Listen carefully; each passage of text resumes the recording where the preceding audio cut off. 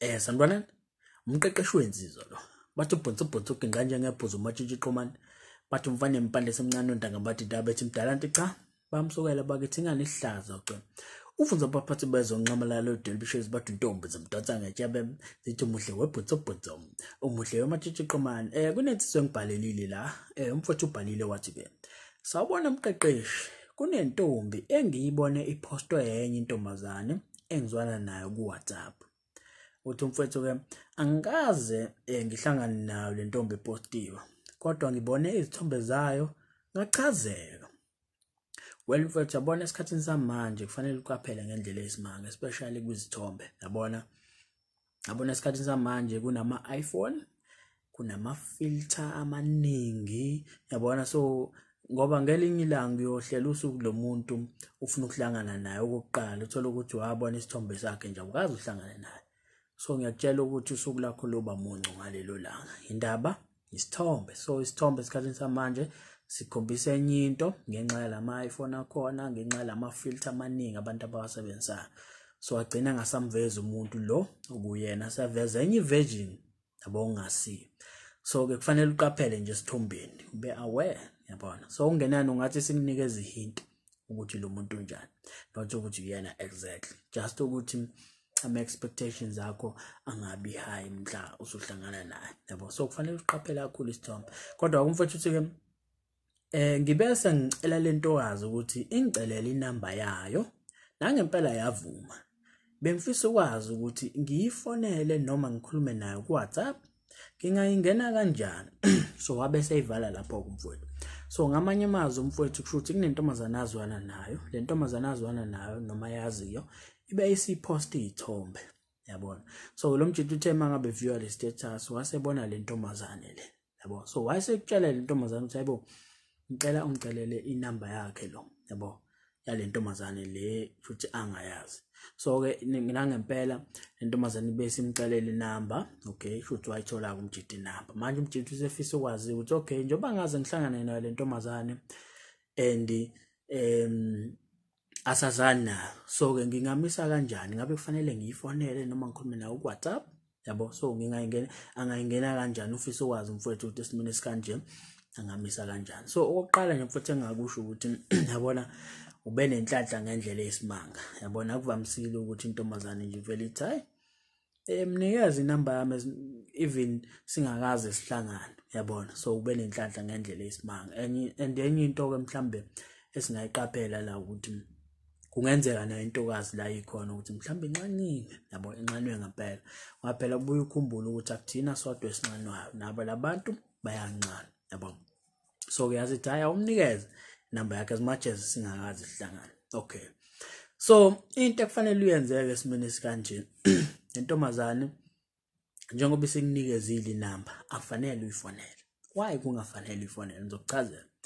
Yabona lento kuhlukile udaba lakho kunokuthi umuntu uhlangane naye. Yabona intombazane mangabe uhlangane naye nahlangana emall mhlambe nahlangana esitolo nahlangana kuphi la nihlangana khona usuthatha inamba yakho. Well lo muntu kufanele njani? Kufanele umfonele, ungajahi ukukhuluma naye ku WhatsApp, yabona. Indaba because useyakwazi nihlanganile naye, yabo. But in this case ngoba lo muntu akakwazi angaze nihlangane naye, ukumfonela kuzoba useless. Kanjani? Ngoba mangabe ukhuluma naye efonini kuzobezwa izwi lakho nje kuphela, yabona.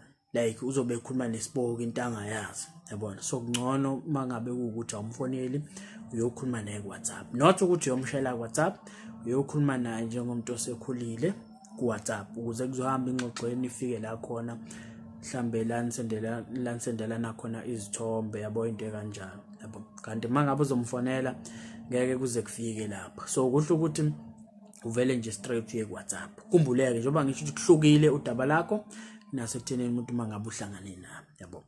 So ke uzomisa kanjani ke isimene esikanje? Into efanele uyenze mfowethu, noma ngicabanga ukuthi kufanele uyenze, noma mina bengayenza, bengaya ku WhatsApp, okay, ufike ukhulume naye. Ukhumbuleke into efanele uyenze kwiparagraph eyodwa. Angifuni ukuthi ubhale like ufike ukuthi umbingelele bese uyathula, yabo, no as if umuntu ongazazi ukuthi ufunani. Kwiparagraph eyodwa mfowethu ngifuna nje like uzi-introduce nje uthi nje sawubona question mark, angisho ukuthi uyisend message paragraph eyodwa, sawubona question mark, umtshele ukuthi ukhuluma no, igama nesibongo, okay, umtshele ukuthi no inamba yakho ngiyithole kusibanibani, bese uyayivala lapho, bese uyayisenda lo message, ulindele ukuthi na reply. Why ubhala imessage kanjalo? Ngoba ngifuna ukuthi ugcinise ubhala undendede message ende naye azothi mangabe ethi yabo abanye abantu balezi ukuthi befunde, kanti mangabe ubhala kanjalo ufike wambingelela wasuze introduce wena ukuthi ubani, wasusho ukuthi inamba yakho uyithathe, vele nawe useyazi ngithi. So ke uzolinda yena ukuthi a reply yabo. So mangabe reply ke ziningi indlela anga reply ngazo esimene sikanjalo yabo. And ngakuhle ukuthi mfowethu before uqala ukukhuluma naye engathi ungaqale wenze nje some background check nyana kuyena, kuyo le ntombazane le ekutholele inamba yakho, just ukuthola nje naneminyaka yakho ukuthi uneminyaka kanjani yabona. So uyokhuluma naye just usune clue ukuthi umuntu kanjani. So bengenza kanjalo, then mhlambe ke nithi ukukhuluma kancane bese mangabe phendula mhlambe uzobe usumtshela ukuthi yazi kahle kahle noma empeleni ngize nje ngicela inamba yakho ngoba kade bekupostile ku WhatsApp. So kunentombazane angazi ungasho ukuthi noma uthi nje usisi ozwana naye engizwana naye ubekupostile ku WhatsApp. So ke ngibese ngibuka izithombe zakho ungachazeka yabona. So akuyona into ejwayelekile kumina ukuthi umuntu ungakaze ngihlangane naye, ukhumbule yamgoqa ukuthi umuntu ungakaze ngihlangane naye avela ngichaze nje kanjalo nabo. Kodwa manje ngithema ngibuka izithombe zakho kwase kufika leyo nto engajwayelekile ukuthi yenzeke kumina, nami ngahluleka ukuzibamba. So ngeke ngithuke nawe mangabe ikuthusa le ndlela engifika ngayo kuwena yabo. Kodwa ke ziningi indlela abantu abahlangana ngazo yabo. So umbhalela kanjalo, why umbhalela kanjalo? Wenzela ukuthi naye angasale sethatha le mindset yokuthi kusho ubona isithombe sami ku WhatsApp wasuchazeka yimina, shuthi nabanye mangabe bepostiwe wena uvela uchazeka lula kanjalo nje yabo. So uyamchazela ukuthi no upostiwe ngachazeka lento ayijwayelekile ukuthi yenzeke nje ukuthi umuntu avela ngichaze nje kanjalo. Kodwa ke kuwena kube naleyo nto nje nami engengakwazi ukuthi ngichazele ukuthi but ngichazekile yabona. So akuyona into ejwayelekile le. So njengoba usho kanjalo ukuthi akuyona into ejwayelekile, ugqiba lelo hlazwanyana lokuthi akuthathe sengathi hayi wena shothi bonke abantu abaposti nomntombazane enhle posti vele ichaze nje even ningakaze nihlangane yabo. So uzombhalela kanjalo, then mhlambe ke nithi ukuxoxa nje kabili kathathu uthole nje some information ngaye naye, then mhlambe ke kuzofika isikhathi mhlambe la efuna ukuthi umsendela khona isithombe sakhe, then uzobe usumsendela ezo2, ungamsendela esodwa, ungamsendela ezo3, umsendela ezo2 ezo best. Nawe ubona ukuthi hayi izithombe zami lezi ezo best, ukhumbule la ngikunikeza i-guideline ukuthi uzohamba exactly njengoba ngisho, into engase yenzeke. So uzobe usumsendela izithombe zakhe ezo best ezo2, nawe uzithemba ukuthi hayi la uzochazeka yabo. So mangabe usukwenzile ke lokho nawe uzobe usucela zakhe phela ukuthi akusendele back, not akusendele back, akusendele izithombe zakhe yabo. So uzobe usucela kanjalo ukuthi naye akusendele izithombe zakhe just ukuthi umazi yabo. Then mhlambe ke mase kusendelile izithombe zakhe uzobe uzobonga mhlambe okunye phela ngifuna ukuthi ugcine usumshela la efonini, ukhumbule ukuthi intombazana asishele efonini yabo. So mangabe usumsendelile lezo esekusendelile lezo zithombe, mhlambe ungabonga, mhlambe umncome futhi umuthanda, then bese uyasho mhlambe ukuthi hayi ngiyathemba ukuthi noma uthi ngikujabulele ukukhuluma nawe, so ngiyathemba ukuthi ngelinye ilanga solithola nje ithuba sibe ndawonye sithi ukwazana ngcono yabo. Then uyayivala ke lapha inkulumo asusho kanjalo. Ngobani? Wenzela ukuthi phela egcineni naye angagcine sethola yonke information ngawe uphi khona la efonini yabona. Ngoba le nto izogcina isiqeda umdlandla kuyena ukuthi nihlangane, kuzoba sengathi ke naye asikhulume la efonini yabo. So balekela zona lezo zimo kanjalo, ungagcina umnikeza yonke into efonini ngoba information eningi ngaye nawe kufanele ayithole ngawe, fanele ayithole mangabe senindawonye, yabona, then fanele akwazi kangcono ke lapho, yabo. Then mhlambe uzobe usudlulisa usuku olulodwa, yabo, ngakuhle ukuthi kube intombazane mfethu nawe uzokwazi ukuthi ufinyelele kuyona, uthole nanokuthi ihlalaphi, ubone ukuthi uzokwazi ukuthi ufinyelele kuyona, yabo. Kupointless ukuthi ungakhuluma nentombazane kanti yalesi wazini wena la, wazi kahle ukuthi ngeke uzokwazi ukuthi uhlangane naye, yabo.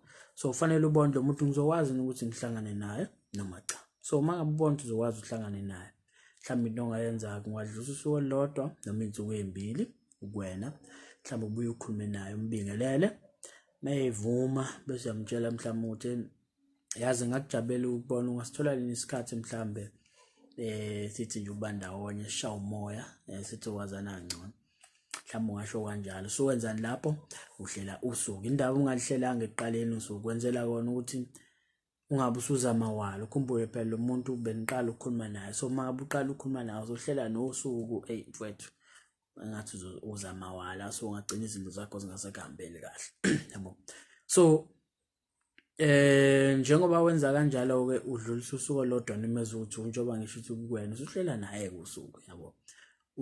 Ngithi kuyekushiwo ngosizi kuthiwa speed kills, yabo. So mangabe usuza ngejubane siwenza yonke into mawala, then uzogcina sekupakisa. So udlulisa usuku olodwa noma izinsuku ezimbili kuwena, then bese uhlela naye usuku. Then ukhumbuleke mangabe uhlela naye usuku ukuthi intombazane mangabe igcwele ngawe uyayenza njani, iyayikusiza, beyimithe halfway, yabo. So ngoba nayo isuke inesifiso sokuthi ihlangane nawe, yabo. Kodwa manje mangabe leyo ntshisekelo ingekho kuyona yenza izinto zibe nzima, yabona. So kufanele ukukhumbuleke nalokho ungakukhohlwa. Umuntu mangabe uhlela naye, mangabe yabona ukuthi hayi unzima, uhlezi uthi unzima, then uyabona ukuthi hayi lo ngumushela isikhathi, yabona. Kodwa manje mangabe naye igcwele ngawe, as much as ithiwa uzoba busy mhlambe seyikusasa noma phambi kwakusasa noma lonke lesonto uzoba busy, uzokutshela athi kuleli sonto ngizobe ngibusy kodwa ngizotholakala ngalesikhathi, yabo. Indaba uyakutshela ukuthi ubusy and uyakutshela lesikhathi azotholakala ngaso ukuthi siphi, ngobani nawe uyafisa ukuthi ahlangane nawe, yize ngeke ahlangane nawe kuleli sonto ngenxani ukuthi ubusy, kodwa uyasuggest ukuthi noma uyakutshela ukuthi ngizobe ngikwazi ukuthi ngitholakala ngasiphi isikhathi, yabona. So ke mina bengathi mhlambe yenza kanjalo mfowethu ukuthi lento uyilungise kanjalo, yabo. So ngiyathemba mfowethu ukuthi ke lo muntu uzokwazi ukuthi uhlangane naye. If uma ubona ukuthi mhlambe ngeke ukwazi ukuthi uhlangane naye, then it's pointless, yabona.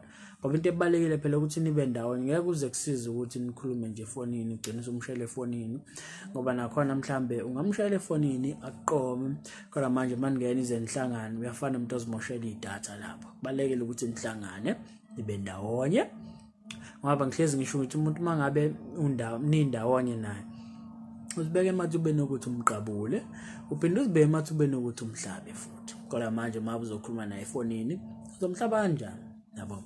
So ezinye izinto lezo ekufanele uzicabanga. So ngiyathemba mfowethu ukuthi uzosizakala kulo muntu.